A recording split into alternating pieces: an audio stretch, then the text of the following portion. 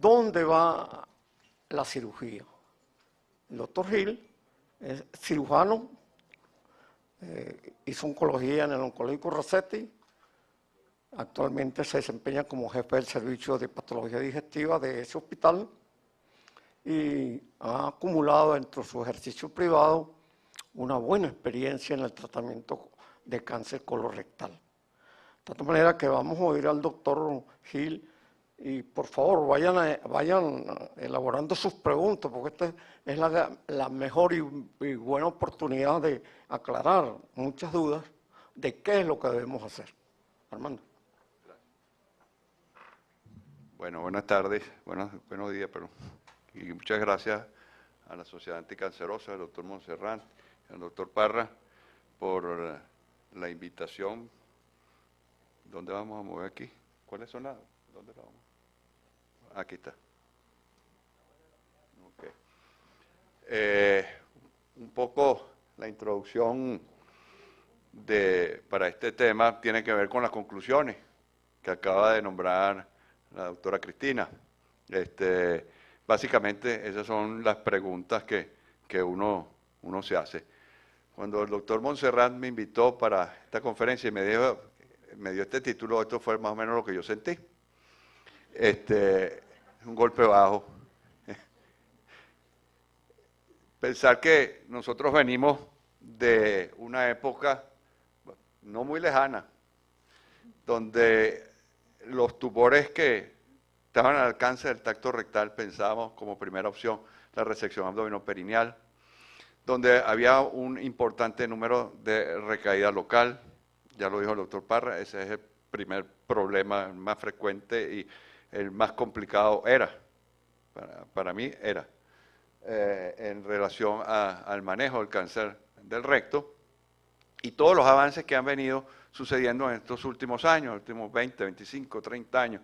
Nosotros hemos sido testigos de una importante mejoría en términos de una mayor preservación de órganos, de una mayor preservación de esfínter, una menor cantidad de resecciones abdominoperineales, con un mayor control de la enfermedad local y regional.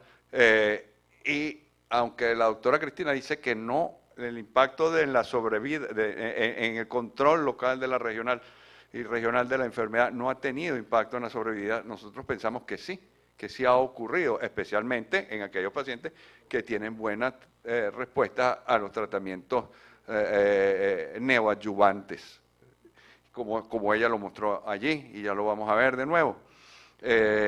Nosotros hemos pasado a la estandarización del tratamiento neoadyuvante con quimio y radioterapia como una cosa que disminuyó considerablemente. En primer término fue lo que ayudó a disminuir considerablemente la recaída local, y después vino una técnica quirúrgica que fue la exéresis total del mesorrecto, introducida por el doctor Gil, el inglés, en los años 80, y que posteriormente se estandarizó en su uso en los años 90. Nosotros comenzamos a hacer eso en el oncológico al principio de la década de los años 90, con una disminución importante de la recaída local, como vamos a ver.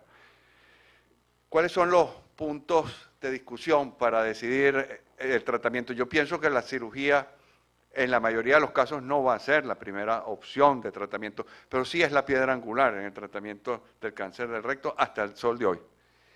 ¿Cuáles son los puntos de discusión? El estado general del enfermo. Muchas veces decimos la comorbilidad y hablamos de la comorbilidad. Yo particularmente creo que la mayoría de los pacientes son susceptibles de los tratamientos quirúrgicos más radicales. La gran mayoría. Siempre va a ocurrir algún paciente que vamos a encontrar que no está en condiciones. Quizás más son los pacientes que rehúsan el tratamiento definitivo, el tratamiento quirúrgico, y sobre todo cuando implica la realización de una colostomía definitiva, e incluso algunos hasta una colostomía temporal. De manera pues que esto es un punto a considerar, pero creo que no es lo más importante. Lo más importante tiene que ver con la ubicación anatómica y el estadio del tumor. Todos sabemos que el cáncer del recto se divide en 3 porciones, una superior, media, inferior, del margen del ano, del pecten a la línea pectina tenemos unos 3 centímetros, ese es el conducto anal, de aquí en sentido ascendente unos 4 centímetros, es el tercio distal del recto. De estos 4 centímetros, unos 4 centímetros más arriba, llegamos al recto medio, y lo que está de ahí hacia arriba hasta el sigmoide es el recto alto.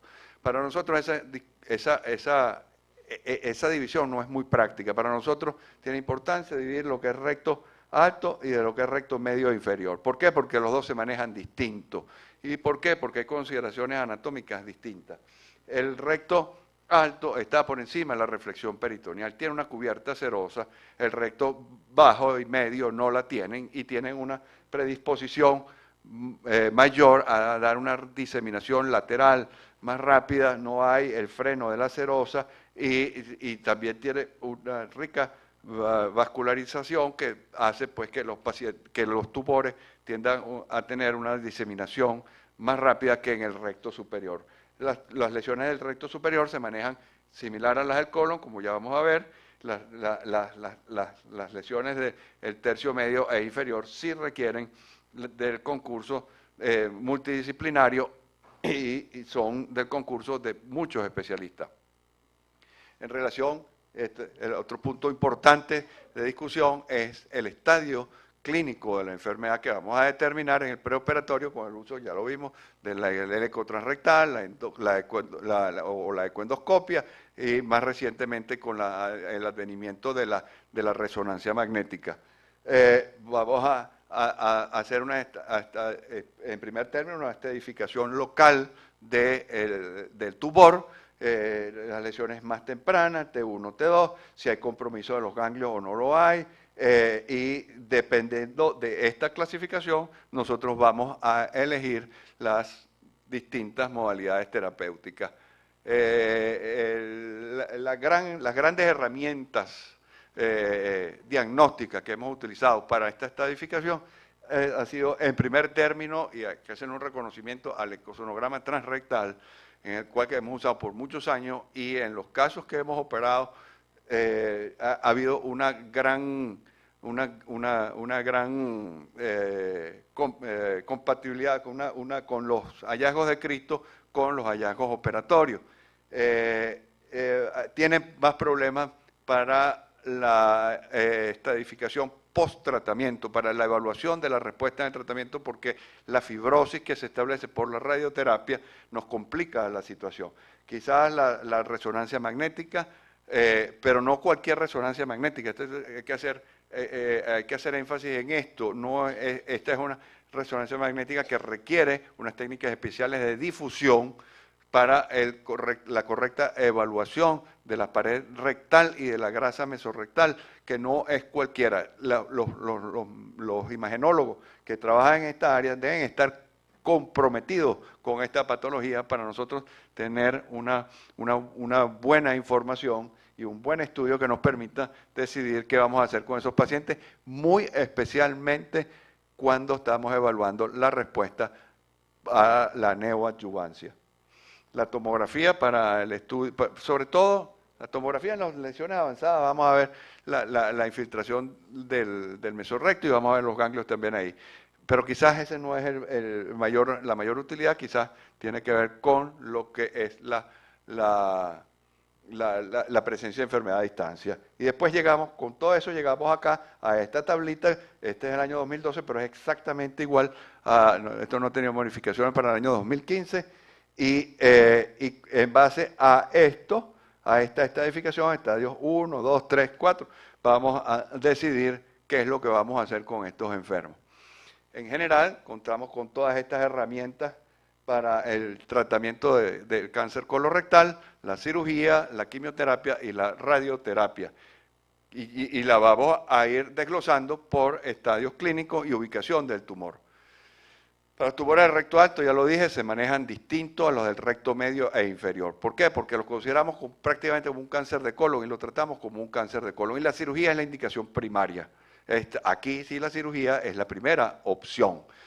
Necesitamos un margen distal de 5 centímetros, tanto del mesorrecto como de la pared del colon. ¿Por qué? Sabemos que la diseminación distal del tumor en la pared rectal, en el 90% de los casos, no va más allá de 1 centímetro. En los tumores más indiferenciados, menos diferenciados, sí se puede extender un poco más allá, pero rara vez pasa de los 2 centímetros. Y la disección y la diseminación en los ganglios puede estar un poco más allá de los 2 o 3 centímetros, por eso se considera que 5 centímetros de margen mesorrectal es suficientemente seguro para este tipo de lesiones. Estos pacientes en el postoperatorio van a recibir quimioterapia según el estadio clínico en que se encuentren, el estadio patológico en que se encuentren, y la radioterapia para los tumores que están perforados o que infiltran órganos vecinos y que haya habido necesidad de resecciones multiviscerales. Eso también es punto de discusión. Para los tumores del recto medio y bajo, ya según el estudio clínico y su relación con el esfínter anal, van a requerir en algunas ocasiones tratamientos adicionales y resulta indispensable un enfoque multidisciplinario con los demás colegas que manejan esta patología. La cirugía, estos son los distintos tipos de cirugía que podemos realizar: la resección local transanal o la resección endoscópica de los tumores del recto medio y bajo, la resección anterior baja, la resección anterior ultra baja que llega hasta el esfínter del ano. Muchas veces esta cirugía se completa a través, dilatando el ano, a través del ano se hace la sección del recto, la resección abdominoperineal y las exenteraciones. Puede ser abierta, laparoscópica o robótica, según la experiencia de los cirujanos. Aquí no ha habido mayor consenso, o sea, no ha habido diferencias notables en cuanto a términos de sobrevida, dependiendo del método que se utilice. Unas palabras sobre la exéresis total del mesorrecto.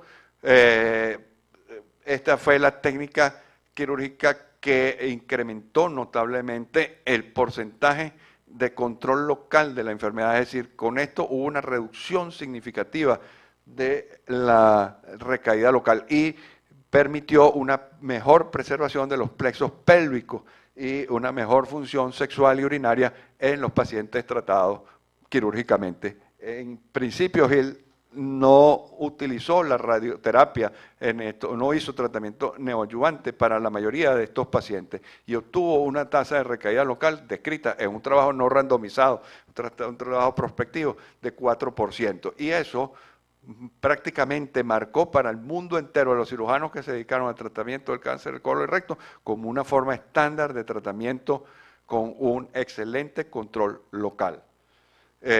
Y colocó a los cirujanos como factor de riesgo tanto en los resultados inmediatos como en la recaída local. Visto esto, nos tenemos que ubicar entonces en dos aspectos, tanto en la ubicación y la relación de los tumores con el esfínter del ano y el estadio clínico en que se encuentran estos tumores. Por supuesto, esto puede variar, hay un porcentaje dependiendo del método que se haya utilizado para clasificar estos tumores, según el eco transrectal, la sensibilidad y especificidad pueden variar, no tanto en los T1, pero sí entre los T2 y T3 es más significativo la diferencia entre lo que se está reportando y lo que finalmente estamos viendo. La resección local transanal está indicada para tumores T1, es decir, tumores que llegan hasta la submucosa, bien diferenciados, de pequeño tamaño. En general se trata de situaciones en que nosotros podemos controlar bien a través del ano el tumor de manera de hacer la resección, nos permite hacer una resección adecuada, que no comprometan más del 40% de la circunferencia, porque una vez que nosotros sacamos esto, el defecto en la pared del recto es gigantesca, es bastante grande, y la reparación en los pacientes no irradiados es factible, pero en los pacientes no irradiados, ya veremos más adelante, es más complicado. Por supuesto que no tengan factores adversos y que técnicamente sea factible. Nosotros en general tomamos esto como una biopsia grandota. Nosotros realizamos esta cirugía y hacemos una exéresis hasta la grasa, llegando hasta la grasa del mesorrecto, como vemos en esta pieza. Esta pieza es una pieza mía, es una pieza clásica, siempre la muestro en todas partes porque esto es un caso excelente.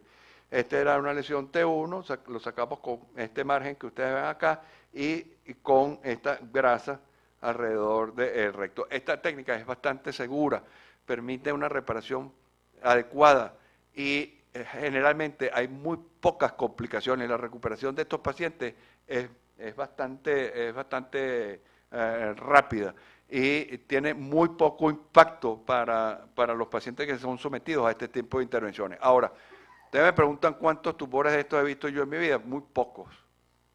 Son muy escasos pacientes que nosotros podamos ver en estas condiciones. La mayoría de los pacientes nos llegan con lesiones más avanzadas o en posiciones distintas o en localizaciones distintas.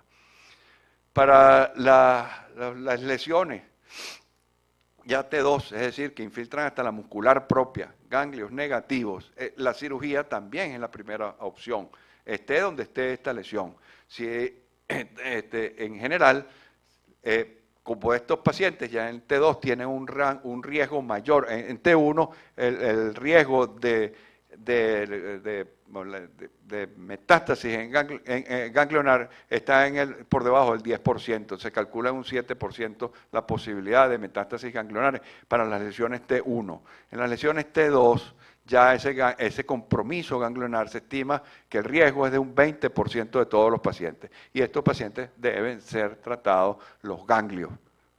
Esto no se puede dejar de tratar, la diseminación ganglionar. Y por esa razón es que estos pacientes deben recibir deben recibir la cirugía radical. No tienen indicación de tratamiento adyuvante.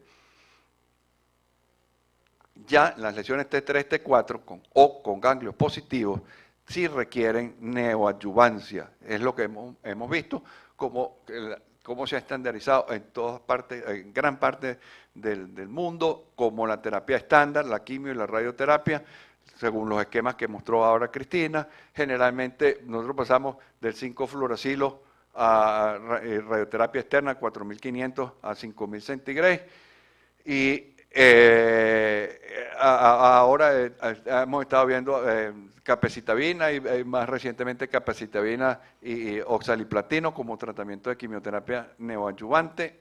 No están exentos de complicaciones. Es impresionante ver a algunos pacientes que llegaron caminando a la consulta y después uno los ve con andadera en relación al tratamiento de la quimioterapia. Y esta forma de tratamiento en el mundo, y ya en una experiencia de más de 25 años, hemos visto que ha traído como consecuencia varias cosas importantes. En primer término, lo utilizamos para tratar de disminuir la recurrencia local, que hoy en día la estimamos en un 30%, en un 3, 4, 5% como aceptable. Cuando yo empecé en esto, nosotros veíamos en el mundo entero reportados cifras y veíamos en nuestra experiencia un importante número de recaídas locales que oscilaban entre un 15 y un 30 y hasta 45% de recaídas locales. Ya con la sola introducción de la quimio y la radioterapia como neoadyuvancia, eso disminuyó a cifras de un 15%, un 10% aproximadamente. Y cuando introdujimos el concepto de la exéresis total del mesorrecto, tuvimos un control local que hoy en día consideramos aproximadamente del 4 o 5% de los casos en recaída. Igualmente observamos una disminución del estadio clínico en el 70% de los casos y eso dio pie para lo que viene más adelante, que son los nuevos paradigmas que estamos siguiendo en el tratamiento del cáncer colorectal. Estos pacientes van a la cirugía que corresponde, entonces una lesión en recto medio, va a una resección anterior baja, una resección anterior ultra baja y una exenteración posterior para pacientes que tuvieron buena respuesta o alguna respuesta. El tratamiento sigue siendo el mismo. ¿Qué hacer para los pacientes que responden completo? Ya hemos venido hablando en la mañana de que hay un porcentaje de pacientes que responden completo a la quimio y a la radioterapia. ¿Cuáles han sido los problemas que hemos tenido? Precisamente es el de documentar cómo ha sido la respuesta de al tratamiento de la neoadyuvancia. ¿Y qué hacemos nosotros? Nosotros, aproximadamente al mes de haber culminado la quimio y la radioterapia, hacemos un tacto rectal. Generalmente estos pacientes ya los hemos visto nosotros previamente antes de empezar ese tratamiento, pero el que no, también lo vemos más o menos al mes de haber culminado la radioterapia. Y hacemos un tacto rectal y ya ahí nos damos una idea grosera de cómo ha sido la respuesta. Es decir, hubo buena respuesta, hay una respuesta parcial, hay tumor viable grande presente o más bien ha desaparecido en buena medida el tumor. Y eso nos marca la pauta para ver cómo vamos a nosotros y en qué momento vamos a evaluar a estos pacientes. Por supuesto, repetimos la endoscopia, la biopsia. Estas biopsias muchas veces no tienen valor, excepto que haya tumor visible en la endoscopia. Y si la biopsia es positiva, pues tiene valor. Si la biopsia es negativa, no tiene ningún valor. El eco transrectal y la resonancia magnética, de la que ya hemos hablado, y el CT PET. Los resultados del CT PET son controversiales. Tenemos el inconveniente del costo del CT PET. Hoy en día resulta muy oneroso, pero es otra de las herramientas que hemos utilizado.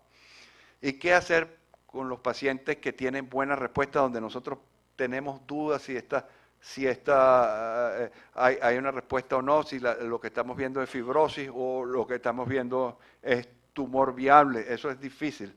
Y están estas tres opciones.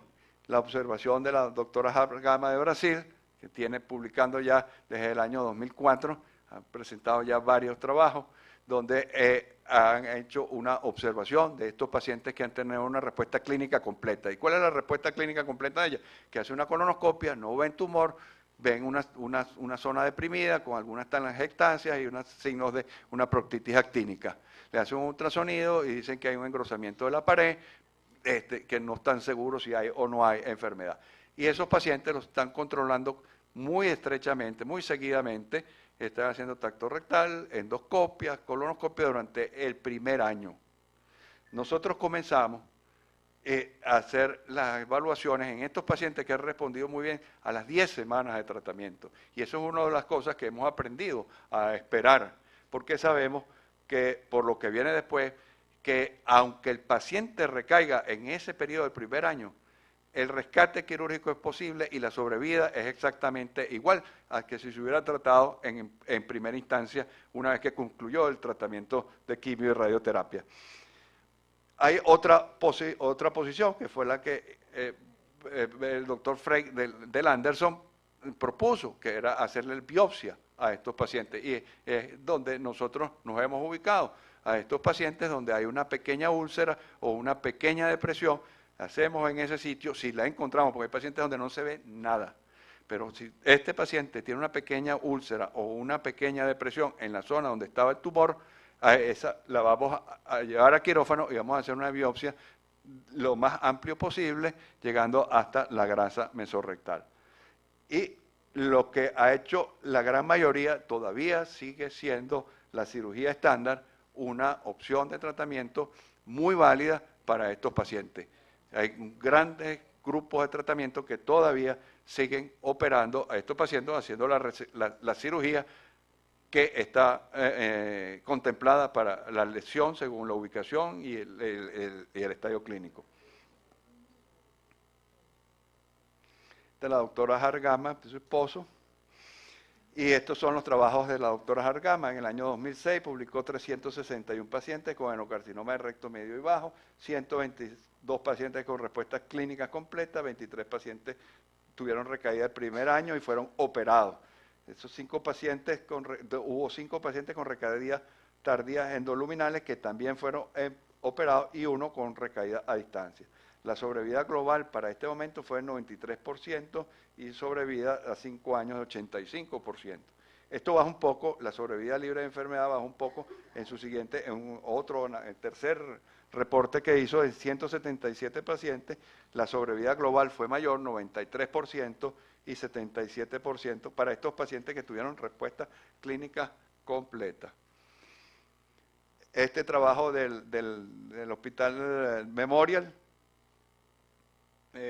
reporta en 32 pacientes, estadios 3 o T2 distal, que tuvieron respuestas completas, respuestas clínicas completas y no fueron operados. 28 meses de seguimiento promedio, 6 recaídas locales, una de ellas en un ganglio, 3 con enfermedad a distancia, todos fueron operados, 3 fueron a resección abdominoperineal y 3 fueron a resección anterior baja. Todas estas recidivas ocurrieron entre los 7 y 14 meses. Después de haber culminado el tratamiento, 3 de las recaídas viven sin evidencia de enfermedad y la sobrevida global para este grupo de pacientes fue de 96%. La conclusión es que el uso, y quizás en esto es uno de los puntos más importantes, es la selección de los pacientes que se van a utilizar para esta forma de manejo, que es la no operatoria, es la selección de los pacientes que alcanzan respuestas patológicas completas después de neoadyuvancia, parece tener un resultado oncológico adecuado cuando lo comparan con ese mismo grupo de pacientes que fue operado. Y todos concluyen que que se necesitan trabajos prospectivos y randomizados para poder evaluar si esta es una conducta o no adecuada. Otro estudio del Memorial, que es una revisión de la literatura, vemos esto: el porcentaje de respuestas de 15 a 30% de respuestas patológicas completas, los tumores más pequeños, y este es un punto que vamos a tocar ahora. Si las tumores más pequeñas o más tempranas tienen mejor respuesta que las que están avanzadas, la respuesta completa se alcanza, la podemos comenzar a evaluar entre las 10 y 12 semanas. Esto ha sido un aprendizaje y la mayoría de las recurrencias van a ocurrir entre los 12 y 18 meses y la cirugía proporciona un rescate quirúrgico adecuado que puede permitir una sobrevida igual a como si estos pacientes hubiesen sido operados de entrada. Y bueno, se necesita nuevos trabajos. Hay un punto aquí importante, y es que cuando uno ve los pacientes que alcanzaron respuestas completas, uno tiene un doble sentimiento, experimenta una doble sensación. Primero, alegría porque sabe que estos pacientes van a tener un porcentaje de curación que está, como ya lo hemos visto en la mañana de hoy, de entre 85 y 90% de probabilidad de curación. Y nosotros hemos hecho una cirugía que está asociada a una importante alteración de la calidad de vida de estos pacientes. La mayoría de los pacientes que hacemos resecciones anteriores bajas y anastomosis colonales o colorectales bajas quedan con trastornos funcionales. Unos quedan, predecir cuál es el grado de disfunción que va a tener el esfínter, cómo va a ser la función del paciente, es imposible antes de operarlo. Se han hecho una serie de recomendaciones en relación a la forma como reconstruir a estos pacientes, pero la verdad es que ninguna ha dado unos resultados óptimos. La mayoría de los pacientes quedan en un grado intermedio de una función adecuada, la mayoría los van a agradecer el hecho de no quedar con una colostomía definitiva, pero lo cierto es que hay un importante número de pacientes que quedan con trastornos funcionales de la evacuación, para la evacuación. Y estos son casos, dos casos, este es un caso, acá hubo una pequeña lesión, este fue un caso operado hace como unos 4 o 5 años atrás, donde esto fue lo que quedó después de quimioradioterapia y este paciente tuvo respuesta completa. Afortunadamente este paciente quedó bastante bien y no tiene mayores inconvenientes. Y este es el otro caso de una respuesta patológica completa en esta pieza. Este paciente está, desde el punto de vista de función, mejor que este. Y esa es la pregunta que uno se hace cuando hay respuestas patológicas completas. ¿Hay indicación para la quimioterapia en los pacientes, el tratamiento neoadyuvante para pacientes T1, T2? La respuesta ahorita es que no.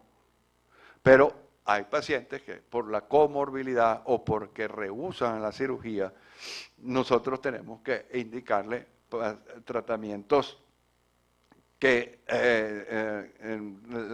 radioterapia y quimioterapia para estos pacientes. Y aquellos pacientes T2 que están muy cercanos al esfínter del ano, en los cuales, o que colindan con el esfínter del ano, en el cual nosotros queremos tener una reducción del tumor para poder brindarle una cirugía preservadora de esfínter, que sería la indicación ideal. Sin embargo, estos pacientes pueden responder completo e ir a una cirugía más limitada como la que a lo que hemos visto. Este artículo quise traerlo porque esto plantea una duda importante en relación a qué hacer con estos pacientes que han tenido una respuesta clínica completa en pacientes que tenían lesiones T1, T2 y T3. ¿Cuál es el estado del ganglio? Porque ese es el fantasma de todos estos tratamientos. Si hay o no hay, y eso lo hemos vivido, pacientes que han tenido respuesta completa en la pared rectal, pero que quedan con ganglios positivos. Y ellos evalúan las posibilidades de metástasis ganglionar en T1, T2, que tuvieron respuestas completas hasta 7,7%, con una sobrevida libre de enfermedad de 89%. Y pacientes T3, que fueron a quimioterapia y radioterapia, todos estos pacientes fueron operados y se les hizo la cirugía convencional, la cirugía estándar. Y estos pacientes fueron, estos tuvieron estadios 3, T3N0, que tuvieron respuestas completas. Ellos encontraron metástasis ganglionar hasta un 46% de pacientes que recibieron quimio y radioterapia en estadios 3. Muchas gracias.